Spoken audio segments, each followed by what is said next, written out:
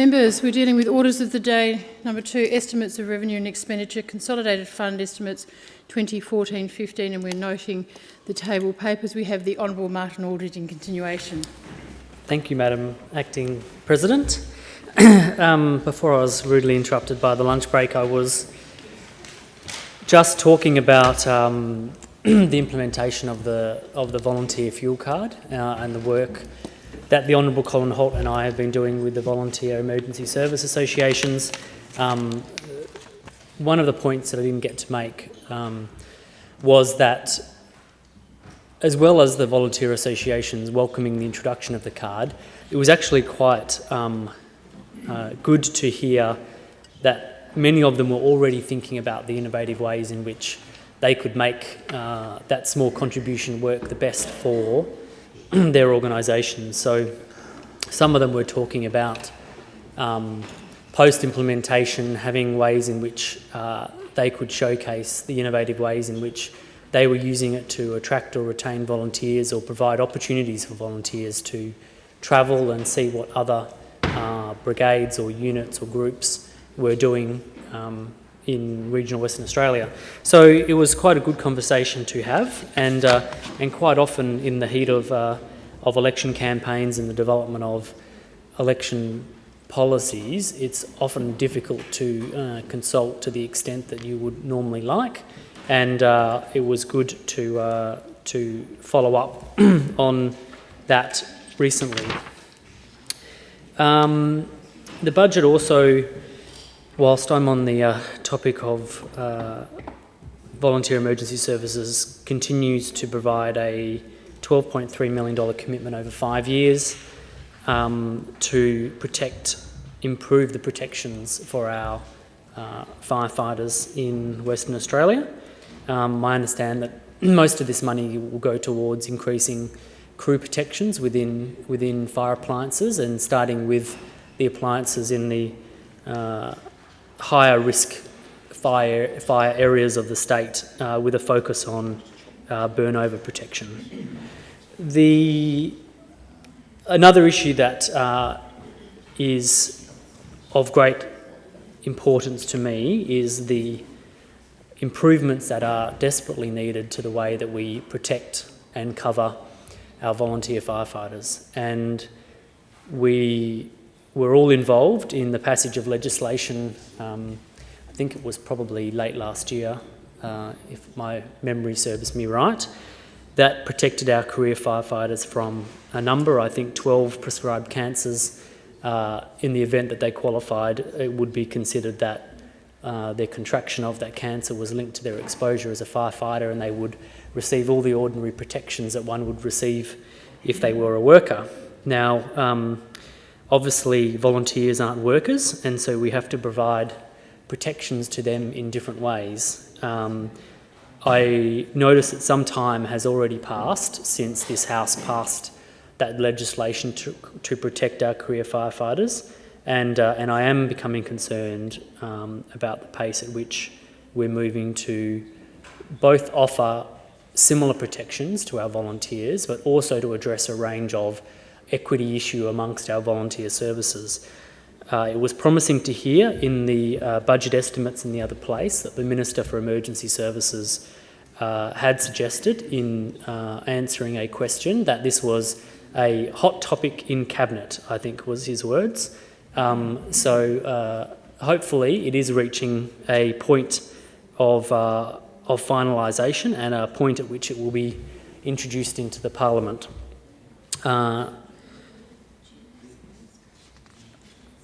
In relation to the Nationals election commitment, which was seizing the opportunity, a vision for agriculture, I mentioned in my budget reply speech last year that I was becoming concerned about the rate of implementation of that program.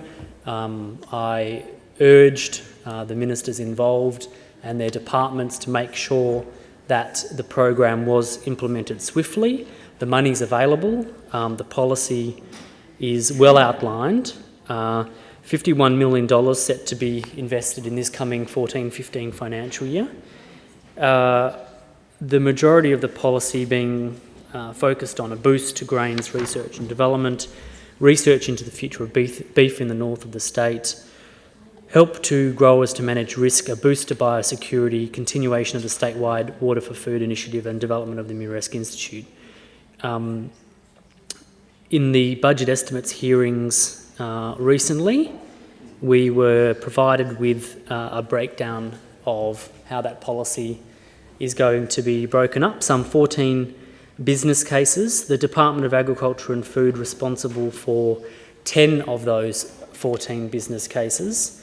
And again, the Department of Agriculture and Food responsible for some $153 million of the $300 million allocated to the program.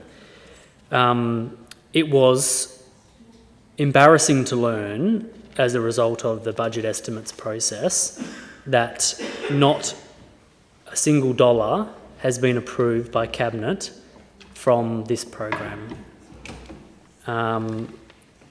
Not $1, not one business case. And some of them I can appreciate are quite extensive. Some of them require the expenditure of large sums of money, but some of them don't. And for example, the Honourable Nigel Hallett and I were having a conversation last week about the benefits of improved weather radar services to our primary producers. And that is an aspect that is covered within the seizing the opportunity policy. A small component of it, but a component nonetheless. And another example is within the Department of Regional Development's business case responsibility, which is the Infrastructure Audit and Infrastructure Investment Fund. $77 million, $2 million of that allocated to an infrastructure audit to identify barriers for getting our produce to market.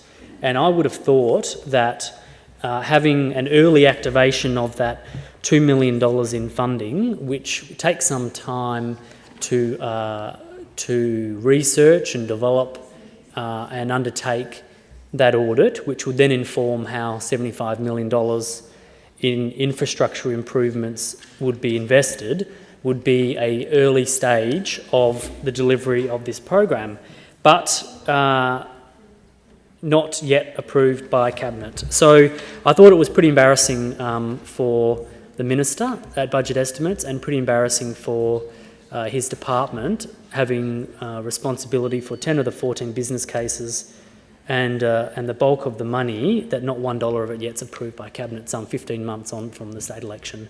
So very concerning to me and my constituents.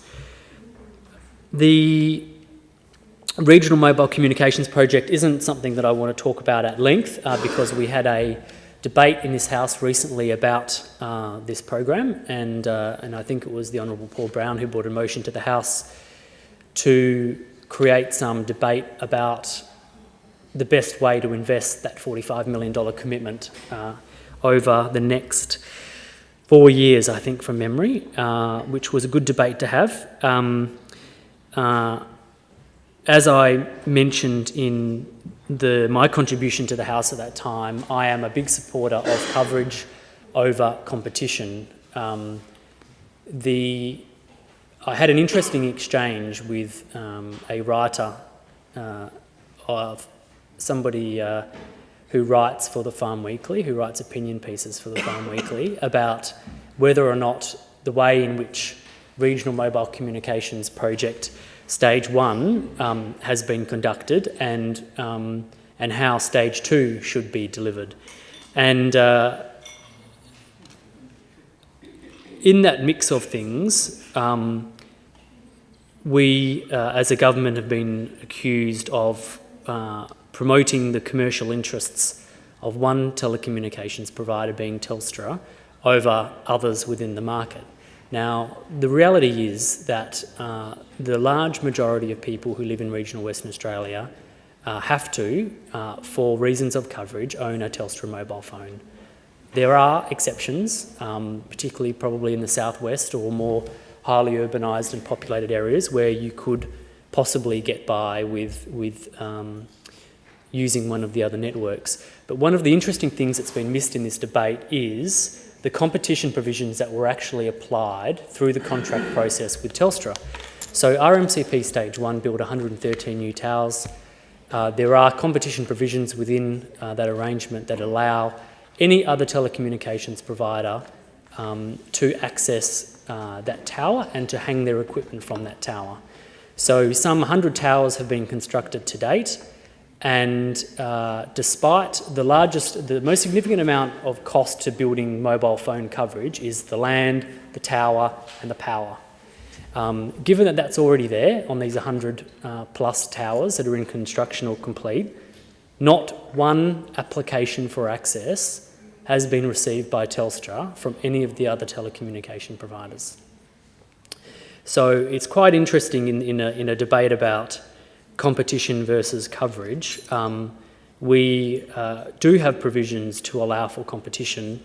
We do have to acknowledge that Telstra is the principal provider of mobile phone coverage in regional Western Australia, and neither of the many telecommunication mobile service providers who tell us that they are interested in providing better services to the regions have made an application to access any of the infrastructure that we have built. The Southern Inland Health Initiative is continuing this year and for I think 2 more financial years. The $146.1 million budgeted for in expenditure this financial year, quite a significant amount of money, most of that associated with capital works. Just about every hub hospital, district or small town hospital or nursing post is going to receive either a significant capital works upgrade or in some cases a complete replacement of their health infrastructure. The telehealth, the emergency telehealth service continues to roll out, as well as soon the telehealth rollout for other health services and allied health service providers. This alongside the $20 million investment in residential aged care and dementia, and probably the most important part of the program is the implementation of the primary healthcare demonstration sites. It is really important that we continue to challenge the ideas that people have about our health system, particularly in regional Western Australia. People too often become fixated on the bricks and mortar of their local hospital and fail to look at the services that are provided from the health infrastructure in their towns. Looking at some of the recent work that the WA Country Health Service has done, I think they suggested that 2/3 of all deaths in the wheatbelt are from preventative illness and disease. Now that's quite a staggering number to think that 2/3 of all deaths in the wheatbelt region could have been avoided with the right health service delivery, and a lot of that is around responding to chronic illness. So it is something that we need to get right and make sure that we do it properly and we do it well, and we use these sites as demonstrators for the rest of the region as to what actually is improvements in health service delivery. I did say at the start of my my speech today that I did want to talk about some of the concerns that I had, and one of those concerns actually goes back to the 2012-13 state budget, and the decision that was made in the 2013-14 state budget, and since hasn't been corrected or changed in the 14-15 budget, but of which has recently come to my attention in relation to the district high school capital works funding reductions in my electorate. In 2012-13, the state budget announced a significant investment in our district high schools, a $40 million package to refurbish or build new specialist facilities. 27 schools and 26 of them in the regions. By November of 2012, there was quite a detailed release itemising the schools and the amount of money at each of them and what that investment was buying. By the 2013-14 state budget, only some months later, that funding had been reduced by almost half, with 5 regional schools having their funding removed completely and 1 having their funding significantly reduced. The district high schools that lost their funding in regional Western Australia were Boddington District High School, Gingin District High School, 2J District High School, Wyndham District High School, York District High School, with Jurien Bay District High School having its funding reduced.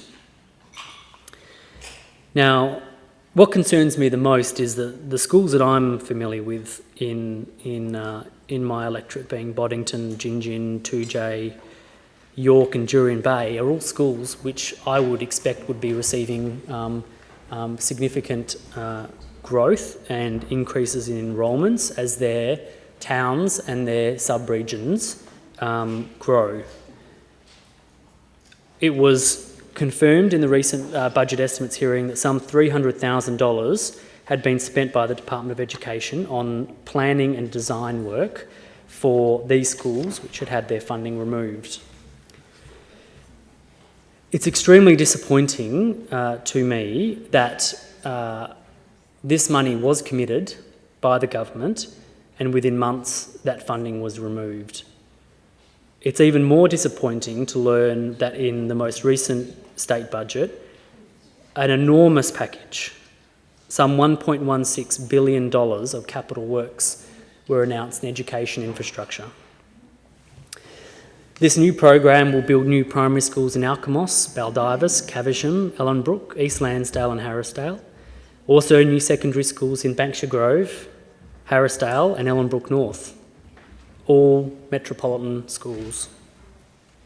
The 5 regional district high schools that lost their funding amounted to some $7.75 million. In the context of a $1.16 billion education infrastructure program, I struggle to understand this decision. Our school communities and other members from my party remain very concerned about this decision.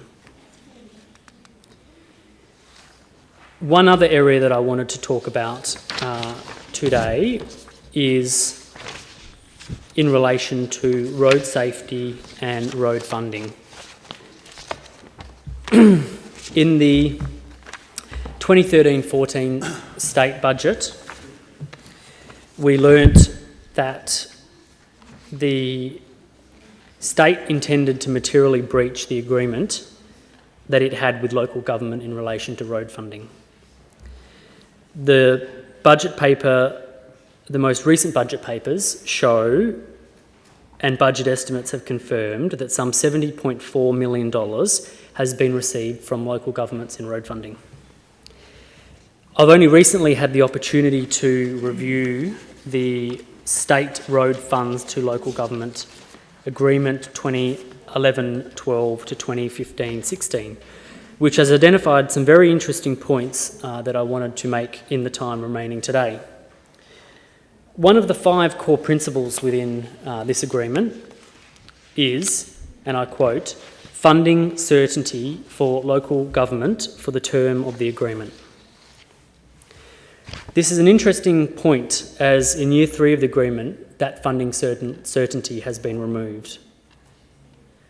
Members would understand and appreciate that road improvement projects are subject to many challenges impacting on their timing, including onerous environmental regulations, approvals, and not the least, availability of contractors to undertake the work. One of the key responses of the government to breaching this agreement was that local government was struggling to acquit the funds and carryovers were occurring between financial years. Having read this agreement, the agreement recognises this, and I quote, recognising that road projects may extend over several years, the parties acknowledge that actual revenue and expenditure may not equal on a yearly basis, and there may be a need to carry over funds between years. The other argument presented to me has been that the dollar value of the fund has increased greater than that identified in the agreement. The first point that I'd like to make in relation to this is that the agreement is based on a percentage of 27% of estimated vehicle licence fees. I assume that this is a percentage-based assumption, as there is a direct link between the number of vehicles registered on our road network and the requirement to undertake road improvement and maintenance.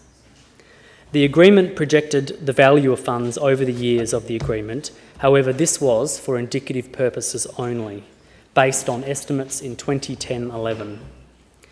I quote from the agreement, "The allocations from 2011-12 to 2015-16 are based on the 2010-11 budget and forward estimates. They are indicative and are subject to further review as they become incorporated into the main roads budget and forward estimates."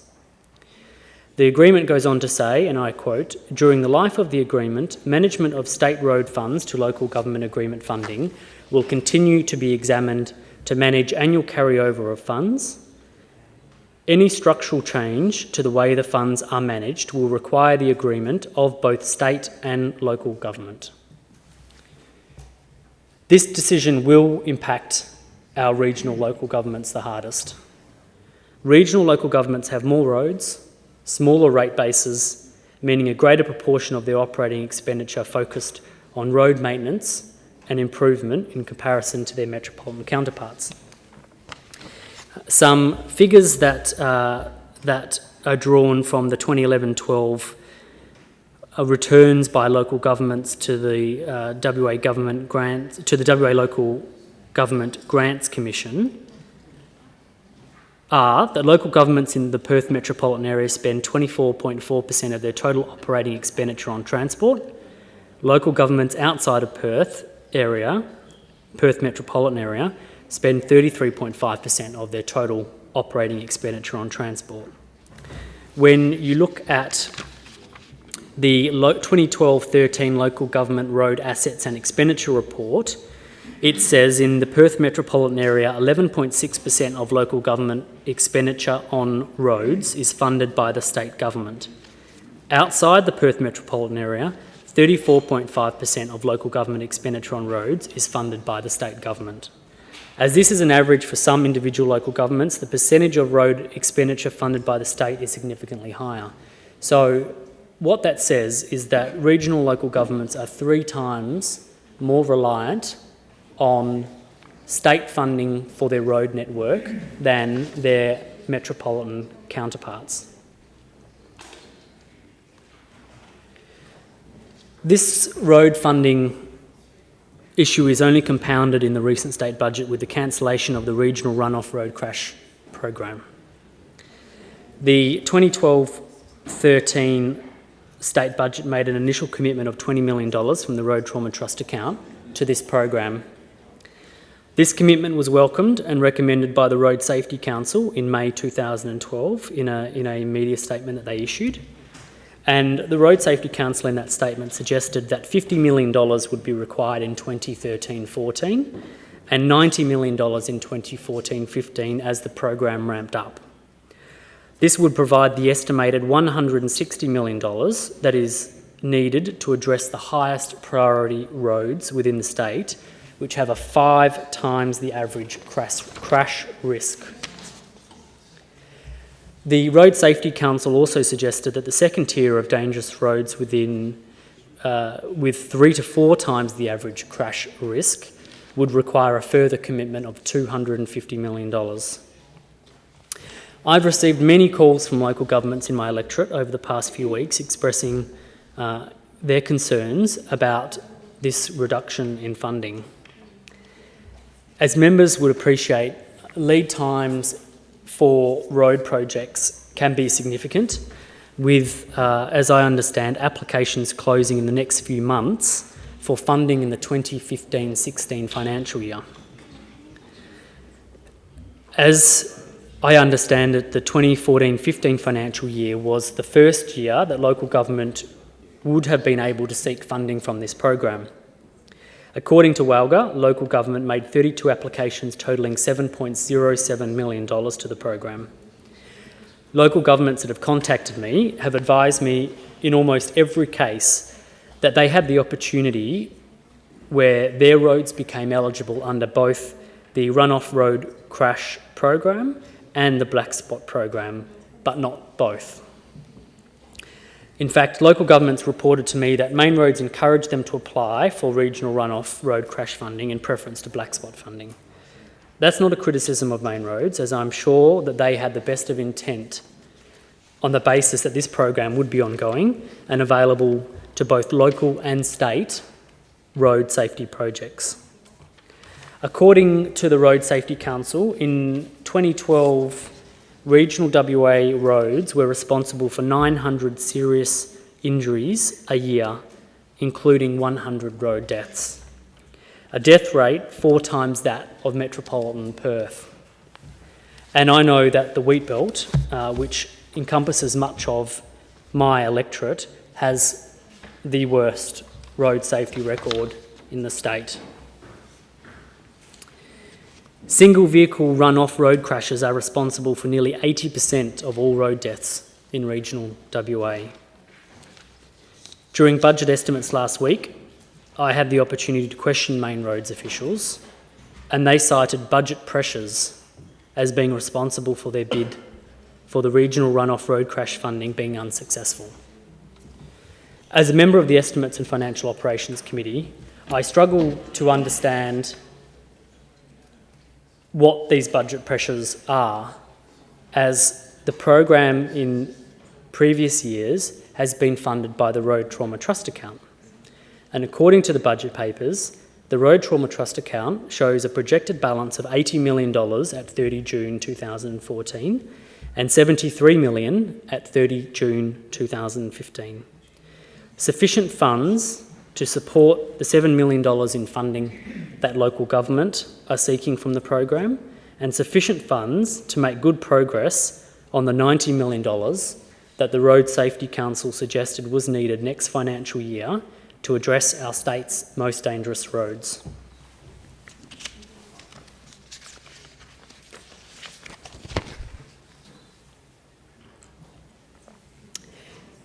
A couple of other small areas that I wanted to touch on before I conclude this afternoon was some recent changes in the state budget in relation to the Country Local Government Fund.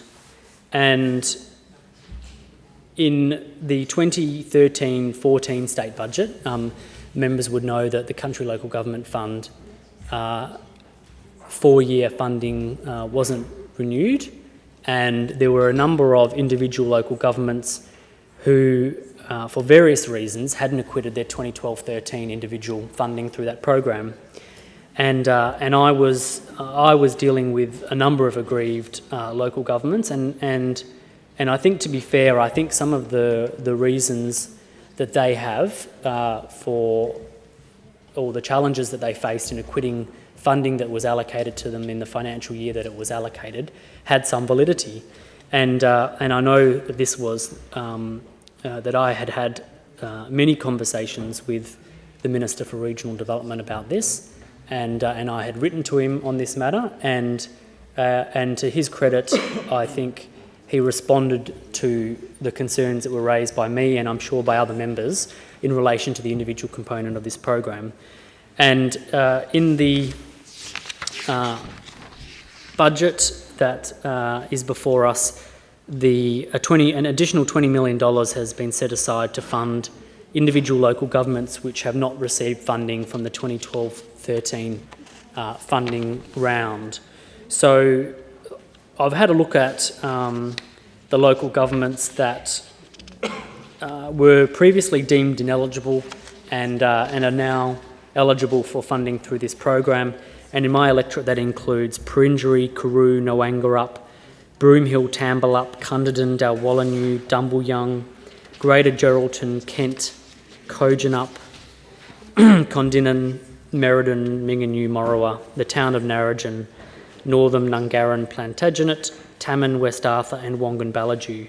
So quite a significant number of local governments in my electorate were impacted by that decision, and it's good to see that they will be able to now acquit the 2012-13 Country Local Government Fund money that had been committed to their local governments. In particular, I worked quite closely with the Shire of Plantagenet, who had $593,798 reallocated to it in this year's, in the coming year's budget.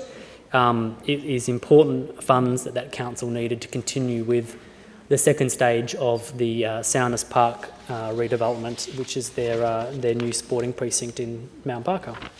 So an important decision and a good example of where stakeholders, in this case local governments, worked with their local members and with ministers that were prepared to engage and discuss the issues that were affecting them, and a good decision was made to return that funding to local governments. I spoke to conclude, I did start my speech earlier today talking about the change in focus of royalties for regions and it becoming more strategic and more regionally focused and more focused around priority areas for action that have been identified in the blueprint planning processes that our 9 regional development commissions have undertaken.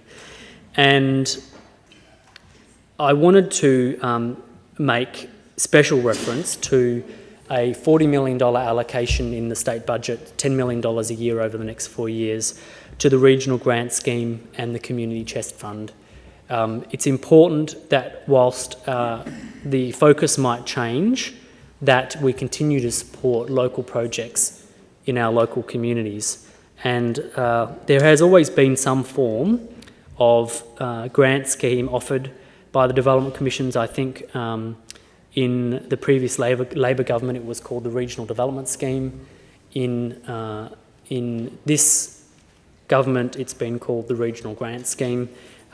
This has given the regional development commissions an opportunity to allocate smaller amounts of money, often with easier application processes, less onerous administration and reporting and acquittal processes, from small grants for things that are as small as a few $1,000s, perhaps, to a men's shed to purchase equipment for the work that they do in the community, right up to some hundreds of thousands of dollars for perhaps larger projects within our local communities. So I think it's important to recognise that while a significantly larger amount of funds will be focused around increasing the economic activity and growing our regional communities and towns, that there is still programs that exist within the broader Royalties for Regions program that will be focused around looking after our local communities. Thank you, Madam Acting President.